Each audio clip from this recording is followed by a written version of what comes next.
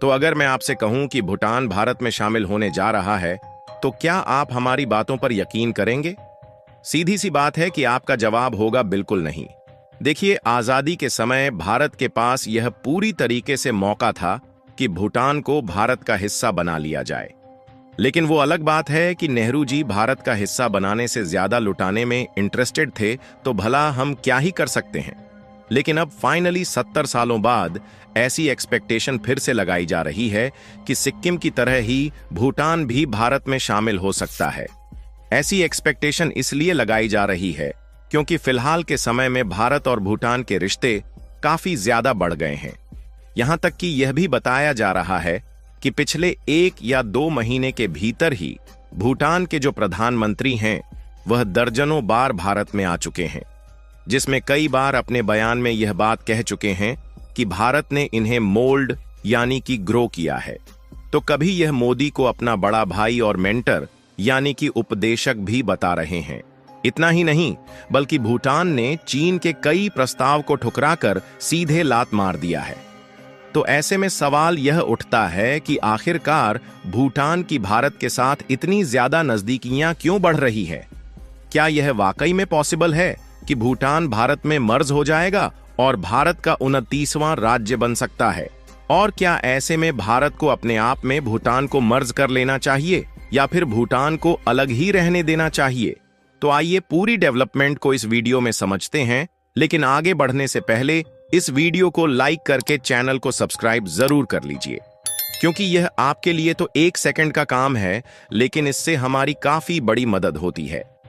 देखिए, आज हम आपको ले चलेंगे हिमालय की गोद में बसे 2 अद्भुत देशों की यात्रा पर, जो है भारत और भूटान।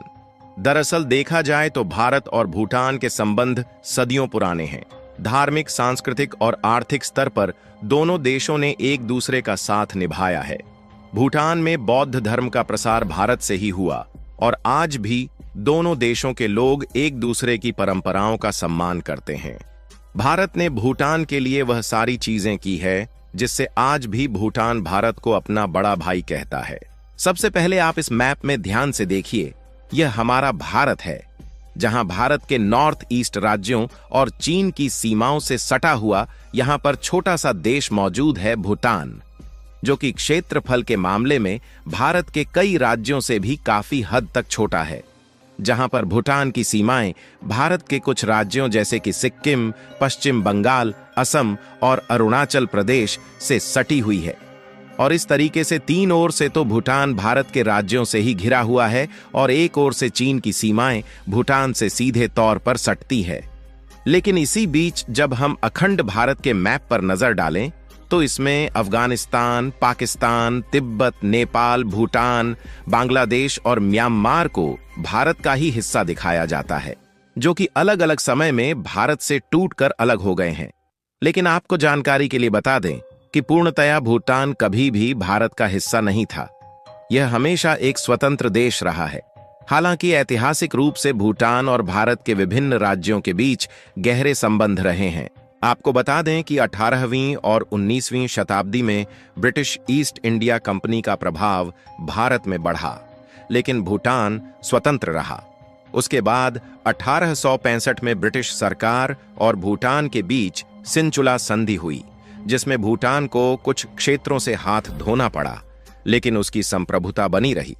उसके बाद 1910 में पुनाखा संधि के तहत भूटान ने अपनी फॉरेन पॉलिसी पर ब्रिटिश कंट्रोल स्वीकार किया, लेकिन आंतरिक मामलों में उसकी स्वतंत्रता फिर भी बनी रही।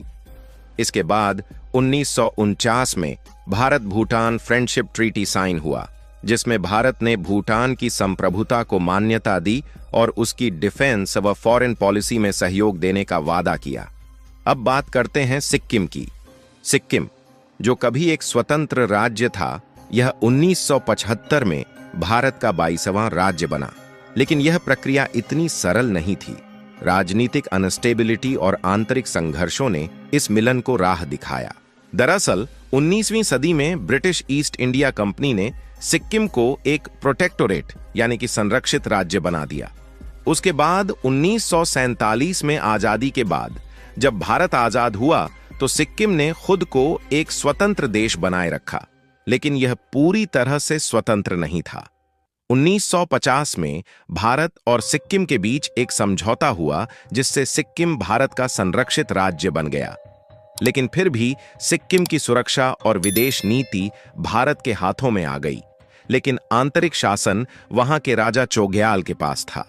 लेकिन जनता इससे संतुष्ट नहीं थी, जिसके कारण 1973 में सिक्किम में बड़े पैमाने पर लोकतांत्रिक आंदोलन शुरू हुआ, जिसमें जनता ने राजा के अधिकारों को सीमित करने की मांग की। ऐसे में भारत ने मौके का फायदा उठाया और स्थिति को संभालने के लिए वहां सेना भेजी और 1974 में सिक्किम में लोकतांत्रिक सरकार बनी। लेकिन इसी बीच जब लोगों की इच्छा जानने का प्रयास किया गया तो 97% लोगों ने भारत में शामिल होने के पक्ष में मतदान किया, जिसके बाद 1975 में सिक्किम को आधिकारिक रूप से भारत का 22वां राज्य बना दिया गया। और यदि बात भूटान की करें तो 1947 में भारत आजाद हुआ। तब ब्रिटिश भारत से जुड़े कई क्षेत्र और पड़ोसी राज्यों का भविष्य तय किया जा रहा था। हालांकि उसके बाद भारत और भूटान के बीच फ्रेंडशिप ट्रीटी पर हस्ताक्षर हुए। इस दौरान कुछ भारतीय अधिकारियों ने सुझाव दिया था कि सिक्किम की तरह भूटान को भी भारत में मिला लिया जाए, लेकिन नेहरू ने इस प्रस्ताव को ठुकरा दिया। इसका एक बहुत बड़ा कारण यह भी था कि उस समय चीन तिब्बत पर कब्जा कर चुका था और अगर भूटान भारत में शामिल होता तो चीन इसे अपनी सीमा पर खतरे के रूप में देखता। उस समय नेहरू शासन में थे और ये भूटान को एक बफर स्टेट के रूप में बनाए रखना चाहते थे। ऐसे में भूटान को स्वतंत्र रखकर भारत एक रणनीतिक लाभ में था, जिससे चीन से सीधी टक्कर से बचा जा सके। इसके अलावा नेहरू ने शुरुआत से ही यह नीति अपनाई थी कि भारत अपने पड़ोसियों के साथ अच्छे रिश्ते बनाए रखेगा और जबरन किसी देश को भारत में शामिल नहीं करेगा। और सिक्किम जैसे यहां पर कोई विशेष आंदोलन नहीं हुआ, इसलिए भारत ने भूटान को अपने आप में शामिल नहीं किया और शायद उस समय कूटनीतिक हिसाब से यही भारत के लिए समझदारी थी। लेकिन अब आजादी को 70 से ज्यादा साल बीत चुके हैं और उसके बाद एक बार फिर से सवाल खड़े होने शुरू हो चुके हैं कि क्या भूटान भारत में शामिल हो सकता है, क्योंकि पिछले कुछ महीनों से भूटान की भारत के साथ क्लोजनेस ज्यादा ही बढ़ चुकी है और पिछले महीने तो भूटान के प्रधानमंत्री भारत में दर्जनों बार दौरा भी कर चुके हैं। और आप जानते हैं कि चीन भूटान की पूरी तरीके से खिलाफत करता है और इस पर एग्रेसिव बिहेवियर रखता है। और क्योंकि भूटान एक छोटा सा देश है, इसलिए अगर चीन बहुत ज्यादा एग्रेसिव बिहेवियर रखता है और अगर भारत इनका साथ ना दे तो सीधी सी बात है कि भूटान को चीन अपनी कब्जे में ले सकता है। और यह बात ज्यादा पहले की नहीं बल्कि 2017 की है, जब अगर भारत ने भूटान की मदद ना की होती तो भूटान के कुछ हिस्से को चीन शायद कब्जा चुका होता। यहां तक कि भूटान ने तो चीन की इस डील को भी ठुकरा दिया था, जहां पर चीन भूटान को नॉर्थ में ज्यादा लैंड देने की बात कर रहा था, लेकिन इसके बदले में भूटान का हिस्सा मांग रहा था। इसीलिए आज के समय में जो ज्यादा ग्लोबलाइज और इकोनॉमिकली एक्टिव हैं, वह चाहते हैं कि भूटान भारत का हिस्सा बने, क्योंकि उन्हें लगता है कि भारत में शामिल होने से लोगों को ज्यादा जॉब अपॉर्चुनिटीज मिलेंगी और इकोनॉमिक डेवलपमेंट ज्यादा होगी। और साथ ही इंडिया का स्टेट बनने से उन्हें भारत की तरफ से वह प्रायोरिटी और सुविधा मिलेगी जो कि आज सिक्किम को मिल रही है। आज सिक्किम एक बहुत ही बढ़िया टूरिस्ट डेस्टिनेशन है जो कि इकोनॉमिकली और इंफ्रास्ट्रक्चर डेवलपमेंट के मामले में काफी आगे है। और इसी तरीके से भूटान के लोग भी चाहते हैं कि उनका देश भी इस राह पर पहुंचे।